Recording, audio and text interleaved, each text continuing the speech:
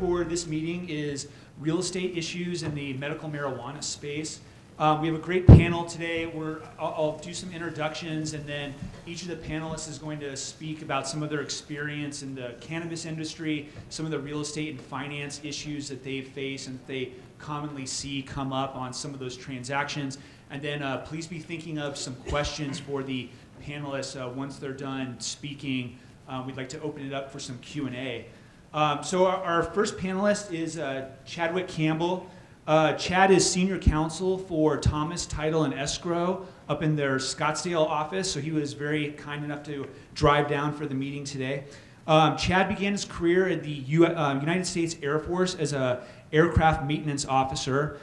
He transitioned to a law career as a civil litigation attorney, and since 2008, he has acted as counsel in the financial services, risk management, and insurance industries in London, Chicago, and Arizona. Chad's the secretary for the Arizona State Bar's Real Property Section Executive Council, and he's also a member of the ULI Arizona Next program and the Arizona Cannabis Bar Association.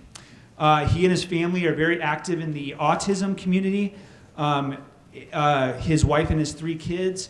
He is unfortunately a Duke Blue Devil, but he did he did try to make up for that by attending U of A for law school, so he's halfway there. Our next panelist is Bob Gugino. Most of you already know Bob. He's a partner and founder of Gugino Mortimer PLC. He's been practicing law in Tucson for over 40 years. He practices in the areas of real estate and general business law. And personally, I've had a chance to work with Bob. He's been fantastic and very instrumental on some of our joint clients' projects. Bob represents clients in the cannabis industry and has a wealth of knowledge regarding real estate, banking, and other regulatory issues his clients confront on a regular basis. Linda Morales is the owner and CEO of the Planning Center, a planning and landscape architecture consulting firm with offices in Tucson and Mesa. Linda holds a bachelor's degree in business administration and a master's degree in planning from the University of Arizona, and she's been a planning consultant for 24 years. In 2016, Linda was recognized with a Woman of Influence Award and Business Owner of the Year, and was a finalist in the Military Champion category from Inside Tucson Business.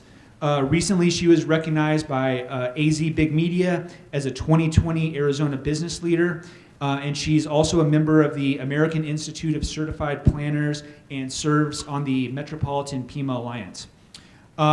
In her non-work time, Linda also serves as Vice President of DM50, a nonprofit volunteer service organization supporting Davis-Monthan Air Force Base. DM50 has provided nearly $2 million in funding for dozens of initiatives that improve the quality of life for Davis-Monthan servicemen and women.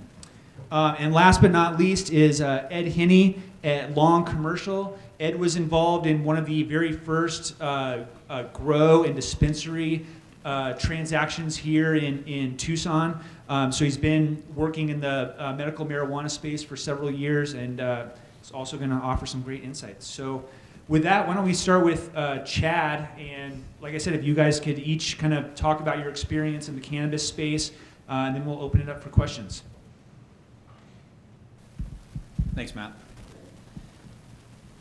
So I'll kind of start off by saying how you get into this industry, not purposefully. We were presented with an opportunity where got a phone call from a real estate attorney that we worked with, kind of in desperation, which you get a lot in the title industry.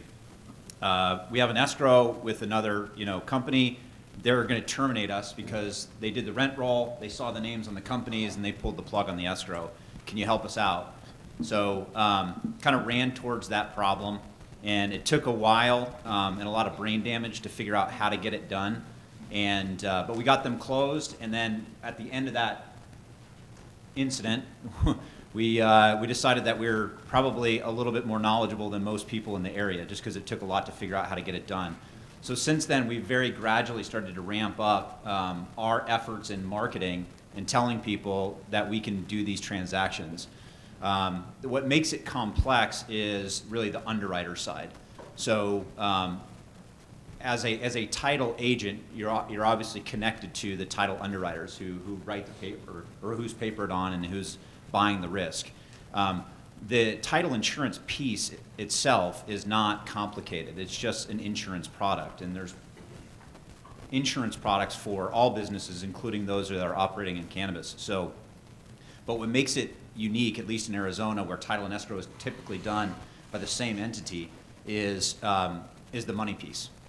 So if you look at the way that cannabis companies in Arizona under the Arizona Medical Marijuana Act are structured, it honestly looks like a money laundering operation.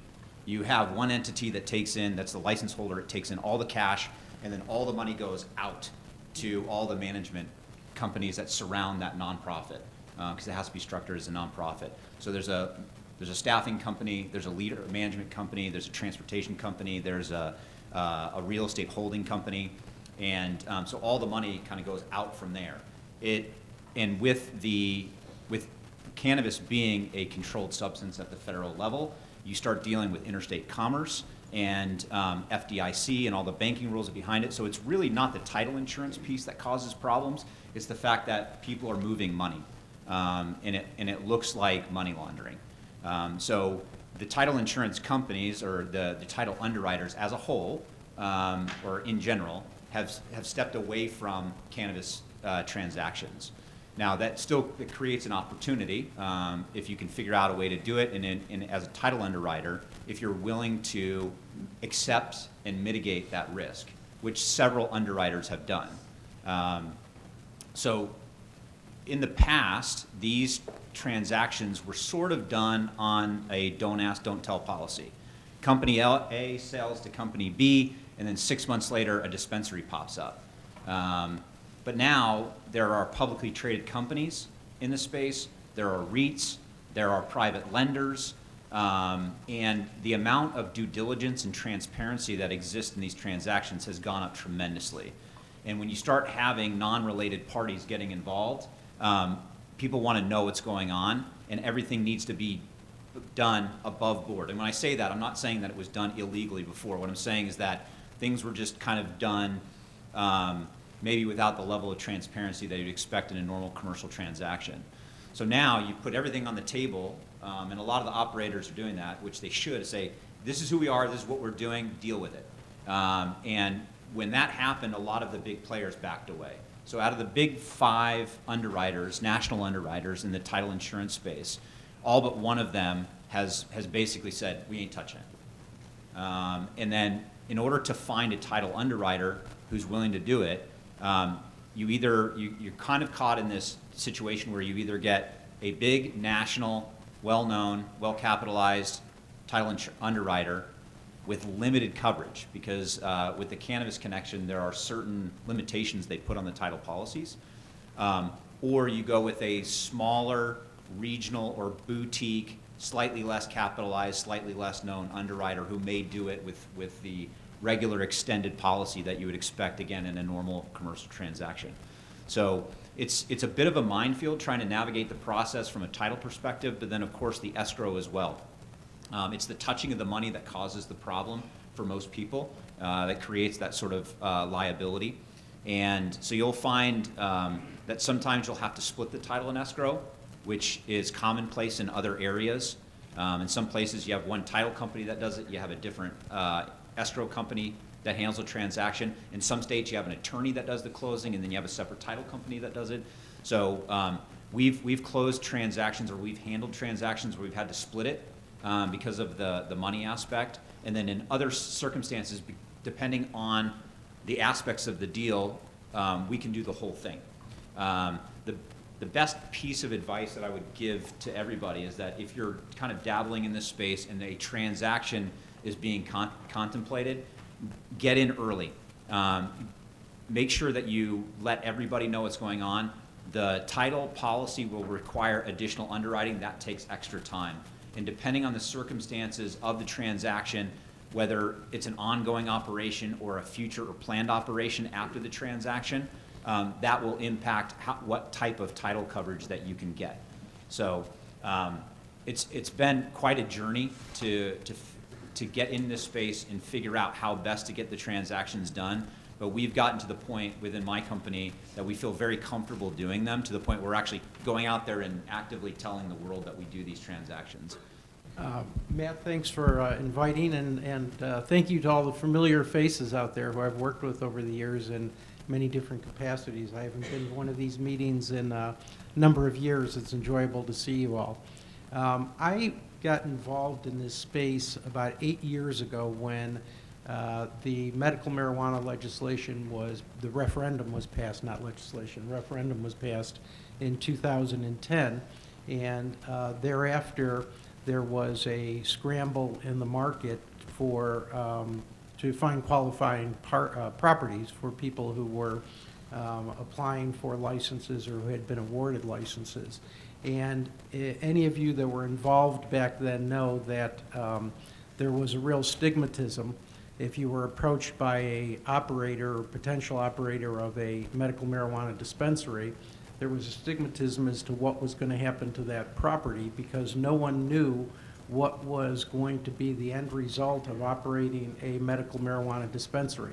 And of course, as cautious property owners, you're always worried about, is there going to be a lasting stigmatism to your property? If you have other tenants, are your other tenants going to object? Is it going to be a crime-ridden location? And thankfully, all those things proved not to be real.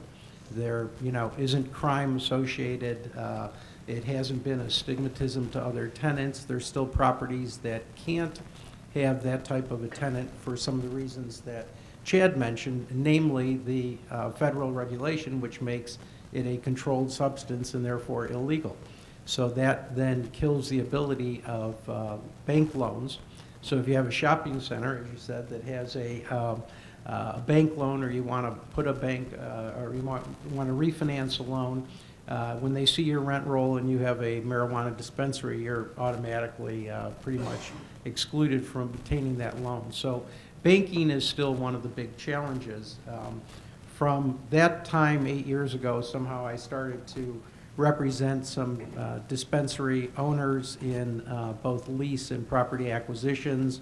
I now represent also a cultivation, off-site cultivation facility. And just a quick background, under the statute, if you have a license, a medical marijuana dispensary license, you can both sell retail on site, you can have limited cultivation on site if you have room, and then you have an off-site cultivation license. So many license holders will have an off-site facility. Some do not, and they actually can enter into an arrangement with another group to run that cultivation, even though it's still under the license holder's name. So there are several types of off-site cultivations, and there are cultivation facilities in Tucson that you would never know where they are, usually older industrial areas. Lately, there has been several there's a 20 or 30,000 foot facility out on Houghton Road that is a very public facility that recently was developed. So the industry has changed as it's been more mainstream, and I think it'll continue to change in the future. Banking, again, one of the main problems. Title has been, as Chad mentioned, a real problem for acquisitions. One thing that's happened in the industry, and I'll kind of wrap it up, is that there has been a real consolidation through mergers and acquisitions.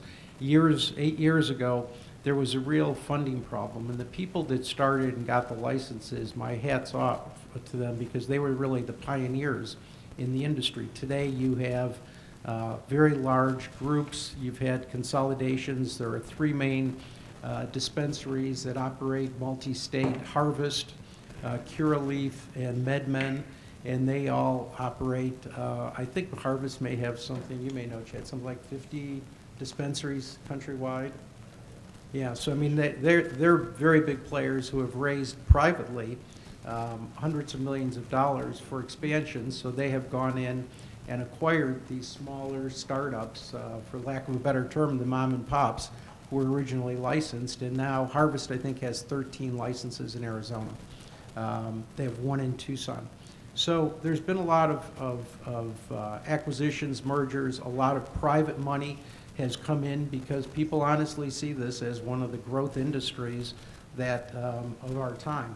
So a lot of private money has come in to fund these various operations and have made it much easier because they don't oftentimes use any bank financing. It's mostly private money to both buy, operate, expand these facilities. So that has been one of the big changes that has occurred. The other things that business face, you can buy insurance. It is very expensive. There are a number of companies that will insure medical marijuana related businesses, very expensive premiums. Banking, now to solve the banking problem, last I heard there were, I think, somewhere almost 400 banks across the country that actually were involved in the space, a number of savings and loans. But it's hard and it's expensive. There are also some B2B platforms that have been started where they do a very nice job, but again, they're very expensive on what they charge to operate through that platform. So it's certainly a space that is growing. In Arizona, there will probably be on the ballot in 2020 a referendum that is called, I always get the names confused. It's Smart and Safe, not Safe and Smart. And I think, Chad, you were involved, weren't you, on getting that originally? Did you have some involvement in that? I attend the meetings. I attend the meetings. It's being really sponsored by MEDA, which is the Marijuana Industry Trade Association of Arizona, along with the Arizona Dispensary Association. Those two organizations are really spearheading it. And again, that's going to be a ballot initiative, like the Arizona Medical Marijuana Act was in 2010. And then there is a competing initiative that will go through the legislature, and that's the Arizona Cannabis Chamber of Commerce, or the AZC3. So one path is to go directly to the voters, and then the other path is to go through the legislature. I knew you had a lot of knowledge on that background, so I appreciate that. But if that does pass, starting in 2021, there will be, you don't know how many people. There are currently 220,000 approximate card holders in Arizona, and there have been numbers that the people walking through the doors will double, triple, who knows what, and it'll have a big effect in Arizona's economy for a number of reasons, just like it has in Colorado and other states where tourism, certainly it affects tourism and a lot of people's decision on where they're going to vacation based on what's available to them. So it's really a new frontier, and when that happens, depending on licensures, there'll probably be some more pressure on the real estate market to find facilities for both dispensaries and for grow. So with that, I'm going to pass it down to Linda. Hi, everybody. It's so good to see so many familiar faces here. I want to thank a lot of you all for referrals and sending work our way over the years. One of the specialties of the Planning Center and my true passion for whatever reason has been the entitlements and getting zoning projects through. And like Chad was saying, I didn't exactly run toward this whole medical marijuana industry. I blame it on this guy. Ed actually was one of the first people that contacted me and said, hey, we have a problem here, and that it's really difficult to find sites that meet the criteria of the various jurisdictions and would actually qualify to become a medical marijuana dispensary site. And so that kind of got us investigating it, and it really is a zoning issue. Every single jurisdiction in everywhere really, has a different regulation as far as where they allow, what zones allow medical marijuana dispensaries, what zones allow grow operations, setbacks, how far you have to be set back from school, from a church, from a park. Everyone has different rules. So it really became an exercise of researching and figuring out who allows what the process is, in addition to different rules. Some of them require you going to a council. Some of you require that you go into a board. City of Tucson is one of the few in southern Arizona that's actually a purely administrative process. So that kind of led to the majority of people gravitating towards City of Tucson. And while it was an administrative process, it also had the most rules. As far as setbacks, like I was talking about, as far as what zones, it was very restrictive, and it still is. Basically, you can do a dispensary in C2 and C3. And so that's really it. They did open up some rules and allowed more over in 2014. They started allowing industrial areas to get involved in the cultivation. They also had really strict rules about sizes of the dispensary, sizes of the waiting area, sizes in relation to growing operations. And over the years, as the city started taking more applications in and started understanding the industry better and started getting a comfort level, like Bob was saying, that this wasn't going to, destroy neighborhoods. This wasn't going to destroy, safety and cause issues. They started getting more comfortable in opening up and allowing larger facilities and just kind of solidifying those rules a little bit and making it a little bit easier. So we really looked at this when we started realizing that there was the zoning requirements as well as all these setbacks. It really fit a GIS exercise to be able to map things. So working with Ed, we got databases for like every child care. We got downloaded things from the state on where churches are located, where schools are. We had GIS layers of that. And we did a map of all of the city of Tucson that mapped all of the eligible areas based on what met the setback criteria as well as the zoning. So that became a little industry for us. It was a nice timing back in 2010 when not a lot of people were doing a lot of rezoning. And it became kind of a little part of our business that we did, and got to meet a lot of amazing, interesting people that I wouldn't have ever met before, and learned a lot about the industry. One of the things, like these gentlemen were saying, that was interesting for us and a challenge was most of them did not have checking accounts. I've never accepted our zoning fees so often in cash. I've had people come in with literally wads of money, and one guy would come, it would always smell like smoke too. It was like, but yeah, they come in, not this guy, but yeah, they come in with cash. A lot of people would be like, can you take credit cards? I never took credit cards before, so I set up a PayPal account and started taking credit cards. And I actually I was on vacation in San Diego one summer when we were in the height of this, and I got a weird call from PayPal. What are you selling? And like, why do you ask? And yeah, it made me a little bit nervous. And I had attorneys at the outset of this saying, stay away from this industry. You could be arrested for aiding and abetting, drug trafficking, whatever. And I kind of at the time, I want to say I wasn't totally comfortable with it, but I thought, that's ridiculous. This is really the future. This is a medical thing. It is helping people.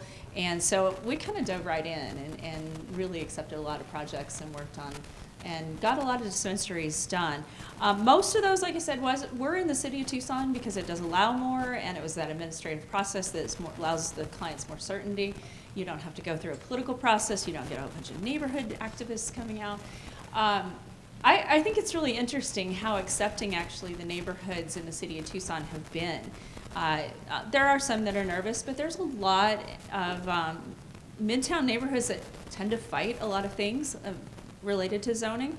And I've sat in some of the study groups as they've looked at updates to the ordinances, and they've been remarkably accepting of the industry and comfortable with it. I chalk a lot of it up to most of them were hippies back in the 60s and probably appreciated a little weed in their day. But no, it's been a good relationship with the city and working through those. The other jurisdiction that's also been pretty accepting and it does have a political process associated with zoning is the town of Marana. They, at the outset, all of the jurisdictions throughout the state were really proactive. When they saw this referendum coming and knew that this was going to be legalized, they all got out, or most of them anyway, got out ahead of this and wrote zoning restrictions and codes and ordinances and processes before. So they didn't really get caught with their pants down on this. They knew what they were doing and knew that they were going to do, and tweaked it over the years. Town of Marana actually set limits on the number of dispensaries that they allow based on population. So right now, unless something's changed, I think it's only 2 dispensaries are actually allowed in the town. It's still 2? Yeah, and so we are actually responsible for getting the 2 that are in Marana, getting them originally approved through their conditional use process.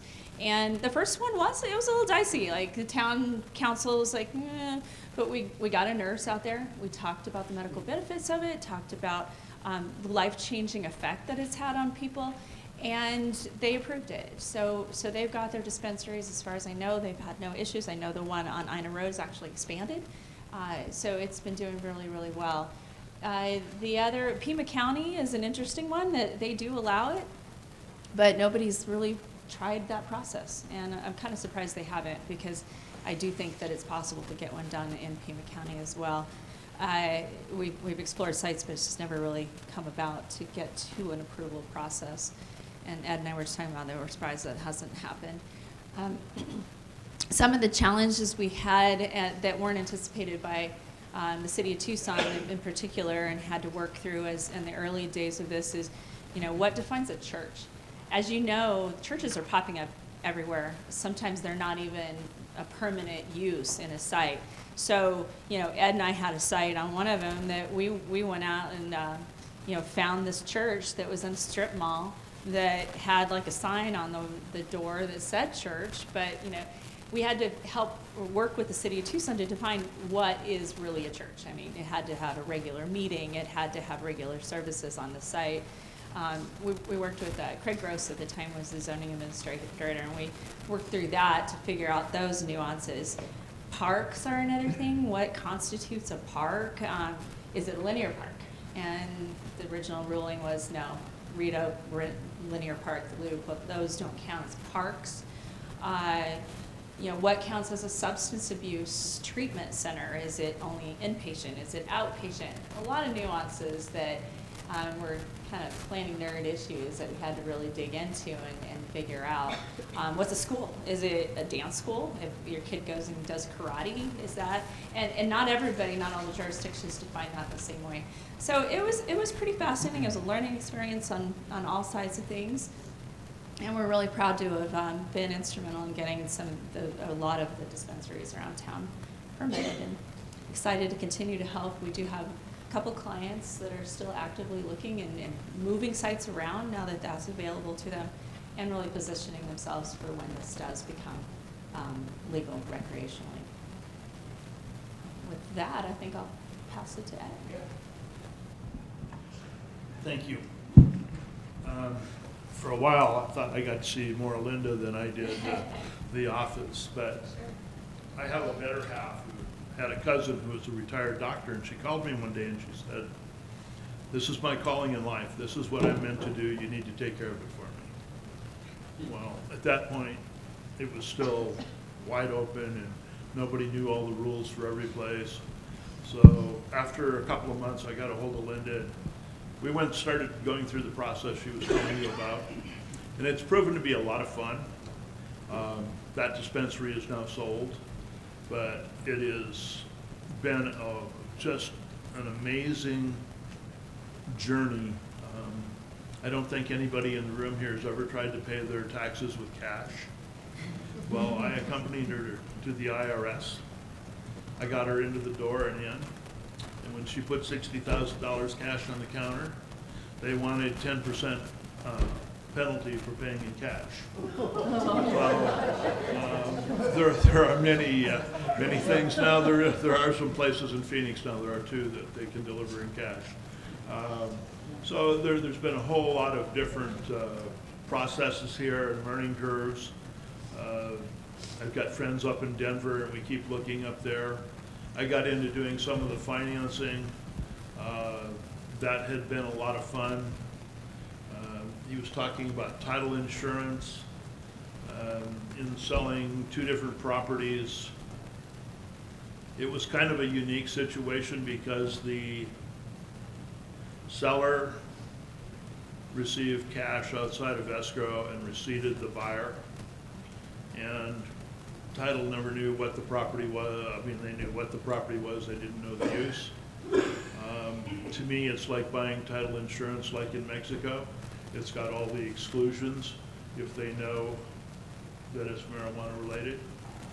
And then one day I called George Larson, and Linda and I discovered that George had a few properties that would work. And George gave me the education that he'd already been warned by his lenders that had he put that in, they would have to call his loans. So it became a really fun thing to do. It doesn't matter how many of you here carry a marijuana card. If you carry a marijuana card, do not go get a concealed weapons permit. I went through that with AT&T. It is absolutely ridiculous, the laws. They're issued by the state and enforced by the feds. These lawyers are really having to work for what they charge, and believe me, they're worth every penny when it comes to this business. It's been a lot of fun. It's a growing industry. Hopefully someday it's going to be legal across the country. I was talking to Denver last night. There are 51 jurisdictions in Denver, and only 45 of them welcome the marijuana business. And yet Denver is a hub for wide open marijuana. It's really amazing. Linda was involved before, and we've had some problems with grow sites with the odors. It takes a lot of scrubbers to keep the air clean that the neighbors aren't upset. There are just so many different problems that come along every day that we would never have suspected. And it was a lot of fun, it still is. But again, it's still against the federal law, so I prefer to tread lightly. I think it'll be opened up, hopefully, before we're all too old to enjoy it. But yeah. Maybe it'll do better in retirement homes, I don't know. So my answer is it's been a lot of fun. I've met a lot of great people. I've done some business with it. I've made some money with it. And you know, it's got a future, and it's been very well protected, kind of like the old original liquor licenses. And that group is very tight. They're going to protect themselves. So it's really interesting. With that, I'll leave it open to the questions. Thank you all. Well, since I have the microphone, I'll ask the first question. So all of you kind of touched on this conflict between whether the public sees it as a stigma on the property that dispensary or other cannabis-related business is going in. But then, you know, Bob also mentioned the premiums that some of these operators have to pay in order to get their business done, whether it's on the finance side or the insurance side. So I guess my question is kind of in the transactions that you've worked on, do you think it is a net positive for the real estate market or within those segments, whether it's industrial or retail? Are landlords, do they want these businesses because they can command a premium because it's limited space, or is it the opposite? Have you seen landlords that don't want these businesses in there, whether it's because of loan covenants that they could be in breach of, or just in general they don't want that type of stigma associated with their center? You know, what I've found, Matt, and you and I had a situation where a accessory use, and as Chad explained, all of the dispensaries have a number of LLCs or entities that surround the not-for-profit that handle many of the jobs. And a office building, for instance, would probably violate its lending covenant if it had a tenant that never touched marijuana within the space, it did accounting work or anything else. And lending, while the landlord might like that tenant, the landlord is precluded because of or could be precluded because of the type of the business. What I have found today, because of the consolidation and the capitalization, many of the dispensaries and grows for that nature are buying property rather than leasing. And honestly, they were tired of paying what they thought were excessive rents, and they have the money. And so what that is, it's a boom for the real estate market, because Ed can probably attest that there are many grow facilities occupying what were dilapidated industrial buildings in not the best sections of town that probably would have a hard time finding a user and be sold, and all of a sudden they're sold or leased because it's an ideal property for a grow facility.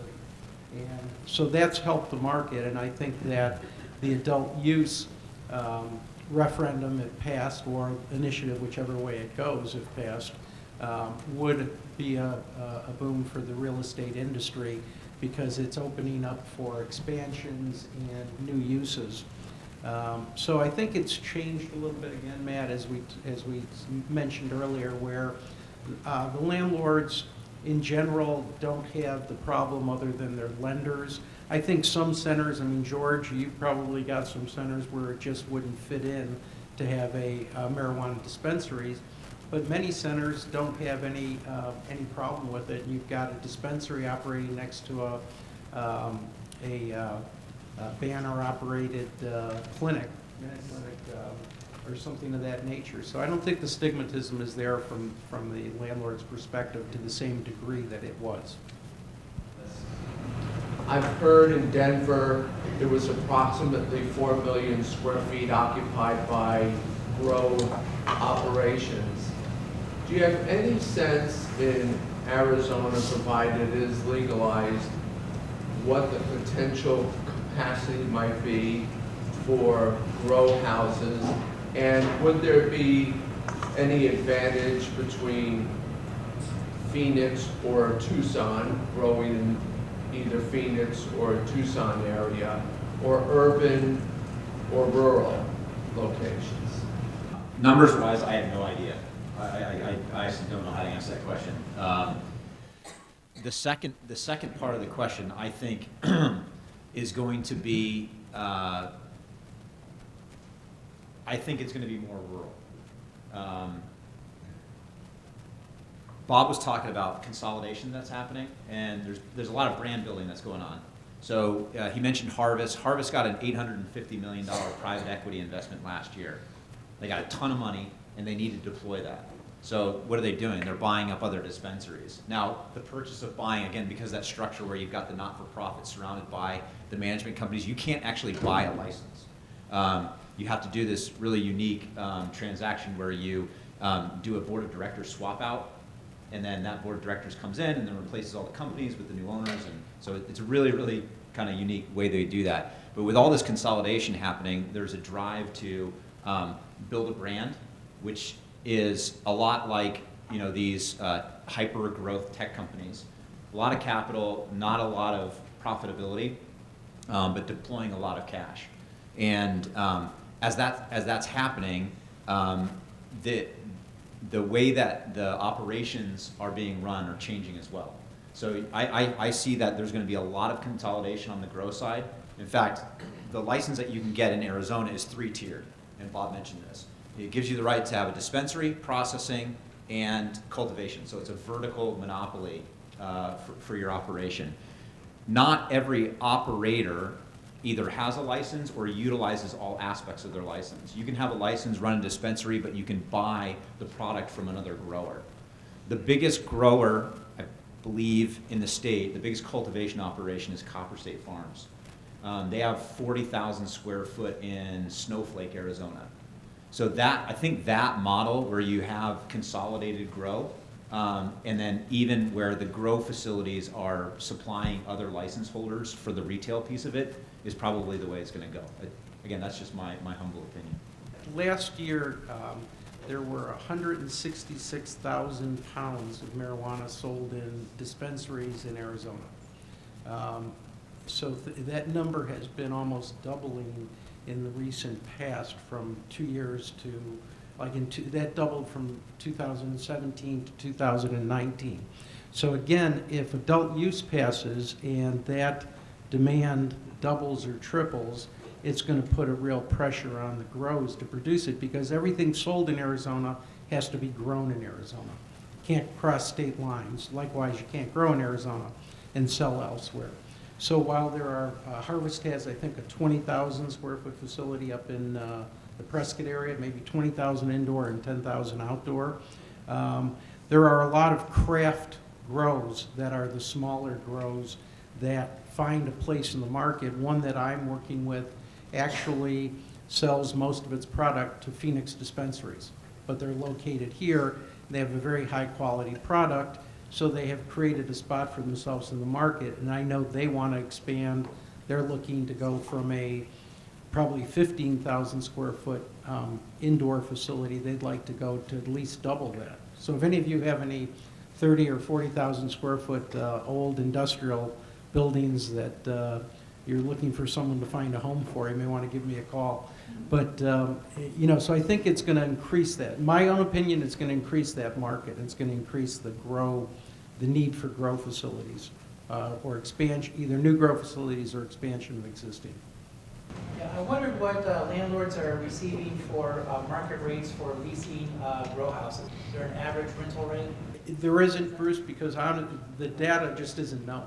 You know, the problem is that all this is unpublished, so you don't know where the grow houses are, and you don't know what the rents are. So it's not a typical commercial center where you can go and look at averages across the board.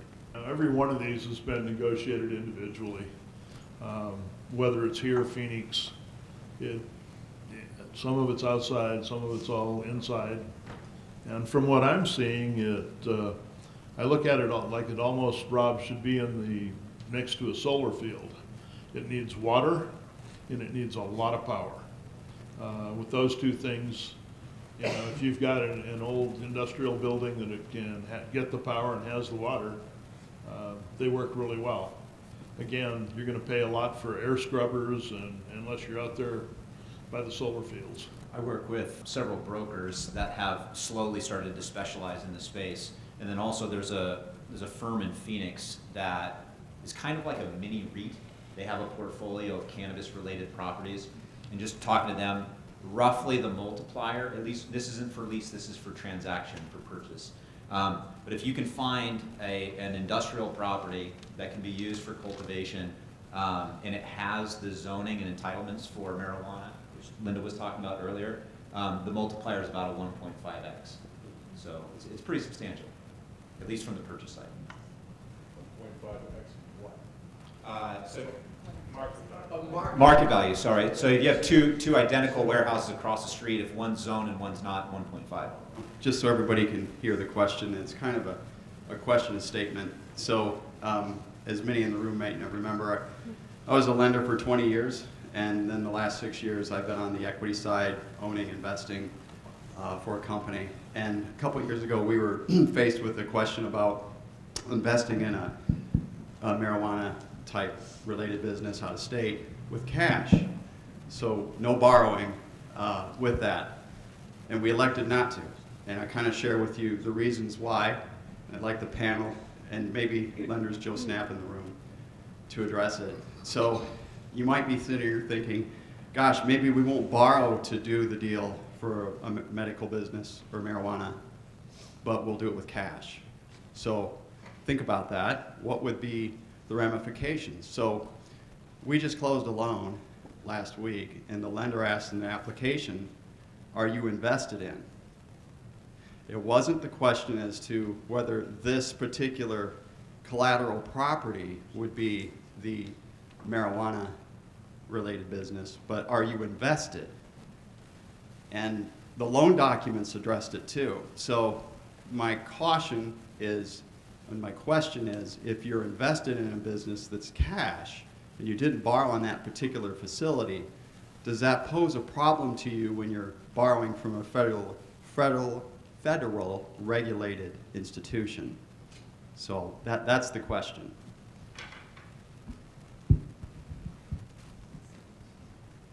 That's scary. Go ahead. You're the lawyer.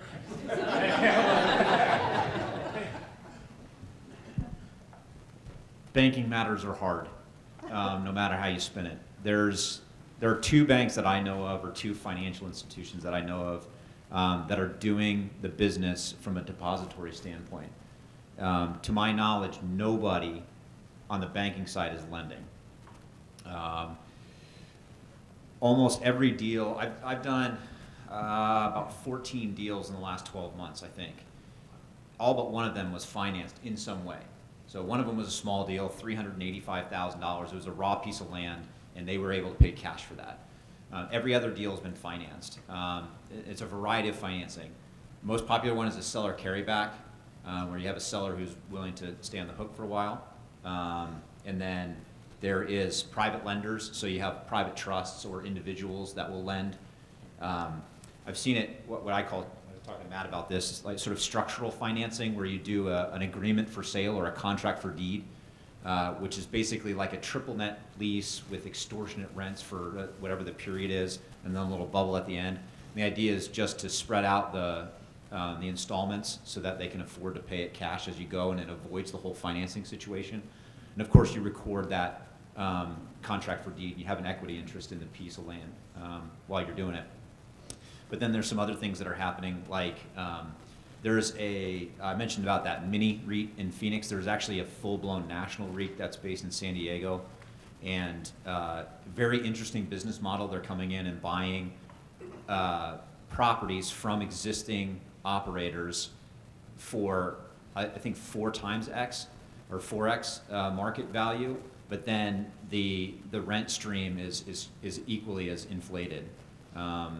And the rationale behind that is that you have a lot of this consolidation that's happening, and you have sort of cash-starved businesses that are trying to build a brand and grow and go multi-state and all the things that are required. And it creates a lot of capital where capital isn't otherwise available to them. So that's another way. And then, in fact, yesterday I just talked to a guy in Orange County, California, who runs a debt fund. So again, it's going to be more of a private lending operation. But from the banking side, there are 2 initiatives, at least in Washington, D.C. One's called the Safe Banking Act, and which basically just creates a safe harbor for banks and insurance companies to take cannabis-related business money without fear of retribution, basically. And then the other one is to basically decriminalize marijuana at the federal level. And I think the Safe Banking Act made its way through the House. It's stuck in the Senate. I'm not holding my breath. The biggest change will be in Arizona will be the adult or recreational use, probably this year. And but until that changes, it's going to create a bit of a minefield from the banking side. I don't think that came close to answering your question, but I just did a complete knowledge dump on you. Are you able to use the license as any type of collateral to debt or financing? So no, you can't do that. You can't pledge it because you can't transfer it without that really strange mechanism that I explained earlier. And is it public knowledge whenever the board of directors or there is a transfer what that value is? I don't think so, no. Again, I don't handle these from the lawyer perspective or from the law perspective, but I think it was when you issued the licenses, you had to have 100K in the bank. Is that right? 50K. Thank you. So, and you didn't have to put that up. You just had to show that you had the resources. Nowadays, if you just buy a dormant license, I think they're going for about 10 million ish. Yeah. Some of the banks in Phoenix that actually do take cash deposits, and sometimes people actually, they have to pay to make the deposit. But more important, my real question is, how do those banks interface with other banks that do have federal charters and things like that? Who charters that bank in, say, Phoenix? I won't name names. Again, it's a little outside my specialty, but the 2 banks that I'm aware of, one of them is a local bank, one of them actually is an FDIC bank. The way I understand they do it and the way that they justify the fees is obviously the risk, but then there's also administrative burden. With every depository transaction that happens, they have to submit a SAR suspicious activity report. So you can imagine every time somebody comes in and gives you money or somebody makes a withdrawal, all of that gets reported up. It generates a report. And they have like a tiered system. So if you're a primary operator and you're a dispensary management company, then you're like a tier 1. And with that comes like a higher banking fee. Then they have tier 2 and tier 3. So my firm, because we are going to handle money that is related to these companies through a real estate transaction, we have opened up an account or in the process of opening an account with one of these banks, and we're going to be considered a tier 3 MRB, marijuana related business.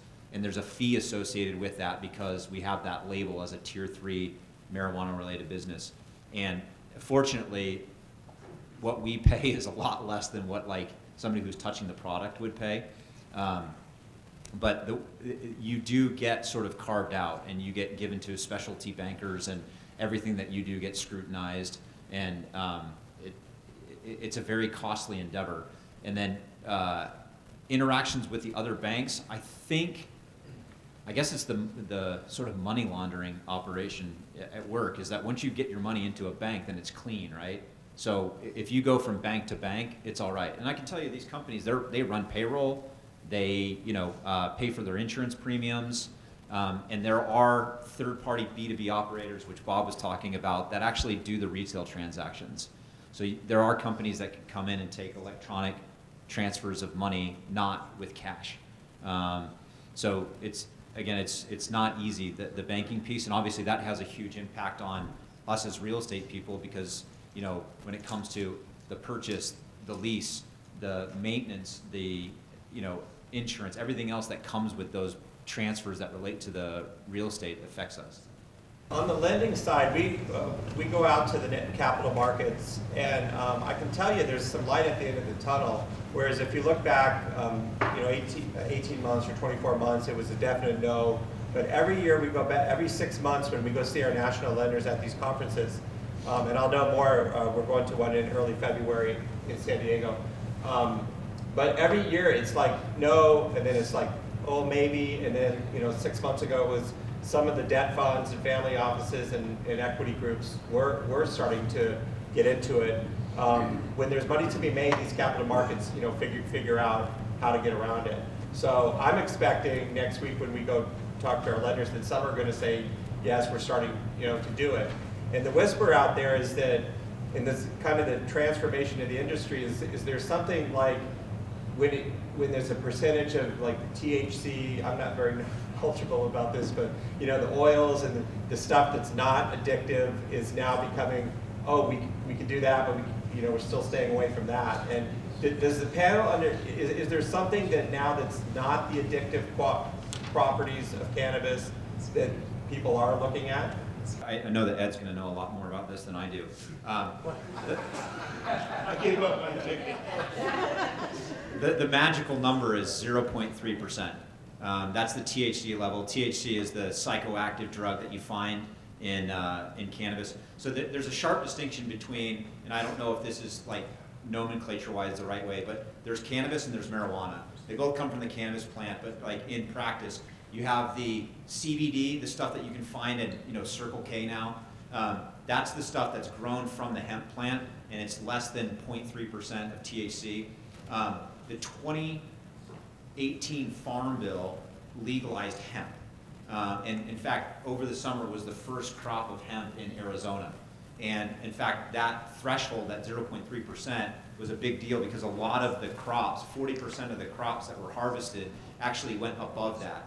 So then they had to destroy the crops because they were illegal. They didn't fall under the definition of hemp.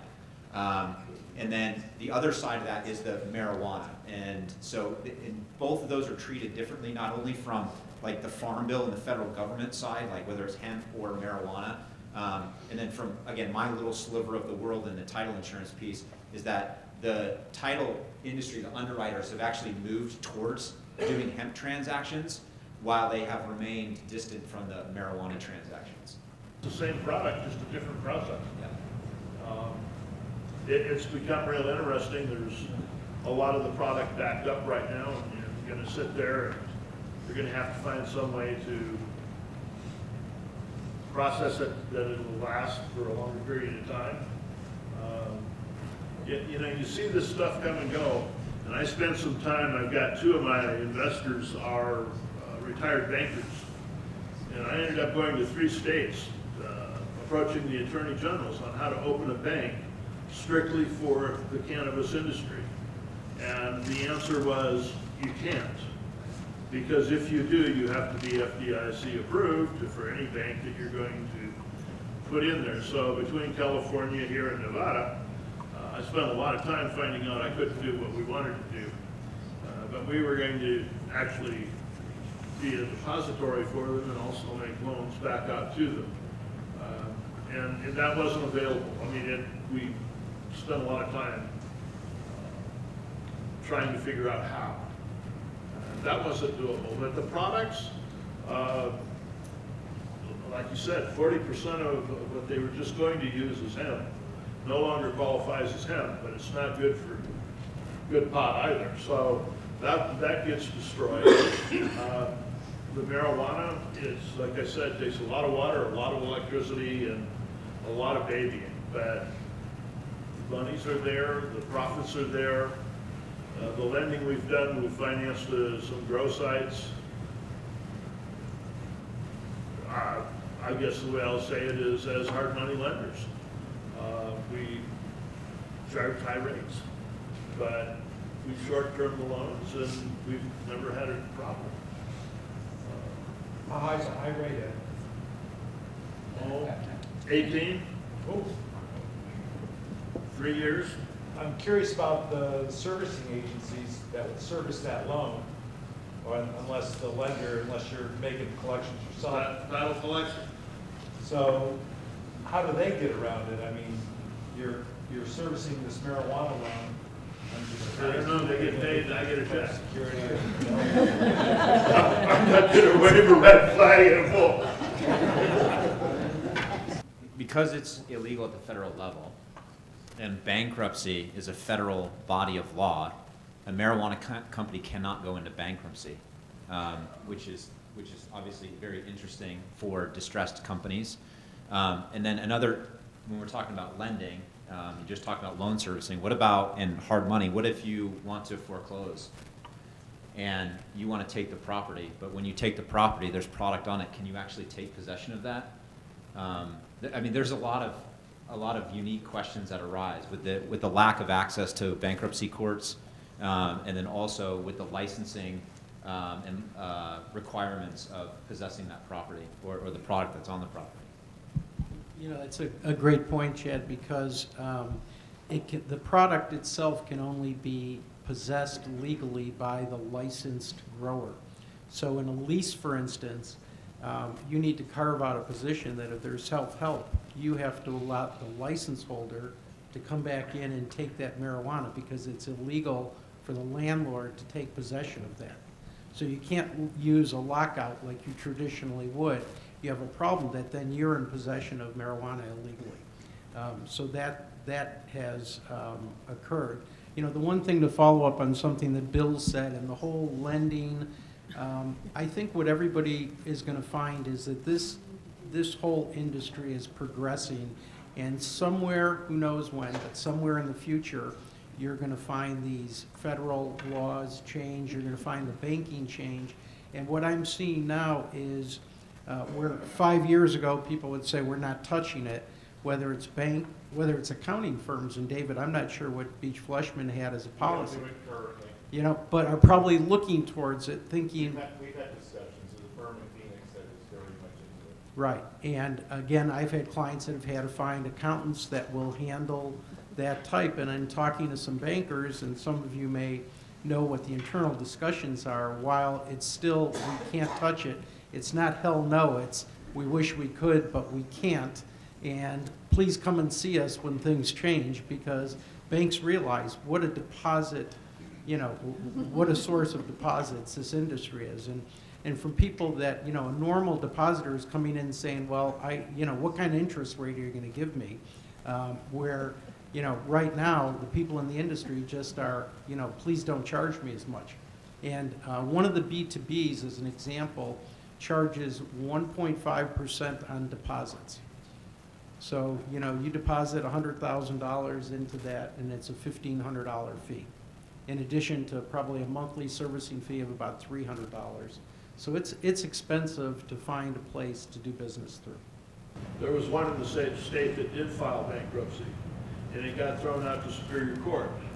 When it got thrown out to Superior Court, it was really surprising, all of the negotiations that went on in the back room, just trying to figure out between three groups of lawyers who could buy it, how they could buy it, who could become on the board and who couldn't, and could we get court approval. And the judge even in Superior Court sat there and said, that's not my place to approve it. So, you know, it took some time to work through that one. Very complex, but should have been very simple in any other case. It sounds like the risk of this is absurd, like beyond new tech, beyond biotech, beyond private, you know, like private venture in Silicon Valley, which is like 50% discount rate. So is the return that can be generated from this that's expected actually going to even come close to glimpsing all of the asymmetry, all the uncertainty associated with this? I see private equity in the space and think that's the biggest indicator that this is totally dislocated, totally effed up. And so really curious, is the return actually worth all of the uncertainty associated with the... Yes. Is anybody monetizing that? Is there a way to generate a more than 20% return on this? There are other people out there, and they don't want to do the hard financing. They want a part of the action on the grow. Okay, and in 2 or 3 cases I know of, the actual people doing the grow gave up a percentage of their grow rather than pay the rate and have a mortgage to pay off, or the deed of trust. I don't want to own it. I don't want to own the real estate. I just want good returns on our money. Has cryptocurrency entered into any of these banking solutions? Just out of curiosity. Thought that something occurred where the Arizona Attorney General issued a statement last year authorizing an entity that I think was going to deal through cryptocurrency to be involved in the space. Had you heard anything about that? Okay, I thought they had, but it's interesting because the Arizona Attorney General had also advised the legislature last year that the legislature should get out in front of this and legalize it, because by legislation, the state has an awful lot of control. By referendum, they have no control other than what the referendum provides for. So, you know, if you think about it, how a state really benefits the most is you want to make income and you want to control it. And the best controls are through legalization, but you know, the people that are in the know, and Chad probably knows better, they think there's about a 0 chance that it's going to get done through legislation. And before I was talking about those 2 different pathways towards the adult recreational use. And then what Bob just said was, it's spot on. So, and actually goes to a little bit about what Ed was talking about before. And all of the brain damage that all of these operators have been sustaining since 2010, trying to figure out how to do this. Paying, you mentioned about all the good dollars that he's paid towards attorneys to figure out all this stuff. Linda talked about like her learning curve on how to get entitlements and zoning done. Like all this investment was made, and if all of a sudden the doors just get kicked open because everything gets legalized, all the people who were the trailblazers, they were the ones who made all the investment, and now like they didn't get to really reap the reward from that. And that, I think, really that's what's giving rise to these 2 different pathways, is that the people who have made the biggest investments, who have sustained the most brain damage, as I said, trying to figure this world out in the last 10 years of the Wild West, they're the ones who are doing the ballot initiative, because they want to control what it looks like when the doors get open to everybody. I guess cynically, just to maybe control their preferred place in the market. if you already have a dispensary license, they'll have a priority for that license will inure to the, but if it becomes legal all across the board, is that what you're saying? Basically, if you have a medical marijuana license, you will be one of the first ones awarded an adult use license. And the facilities, and again, correct me if I'm wrong, please, I think it can be a dual-use facility. So the same dispensary can sell to both medical marijuana patients and adult use patients through that same front door. Has the federal government ruled that medical marijuana is okay? So with the stroke of a pen, the Attorney General tomorrow could end this, right? That's why we didn't open a bank, Paul. You couldn't, because they give you no guarantee. Right. We work with private equity companies, and on the buy side, they're more interested in, my expertise is more the business attached to the real estate, and the picks and shovel businesses are what's really hot, but you pay a premium if it's in the cannabis or medical marijuana. For example, we have a business deal right now, it's a lighting company, it's only got about a 600,000 EBITDA, but they want 11 million for it because it's got a high times advertising budget. There are Canadian companies right now, Canadian publicly held companies that are moving in as quickly as they can. And they're looking to, we're doing marijuana in Canada, so they're using the same corporations here to purchase the equities of some of these facilities.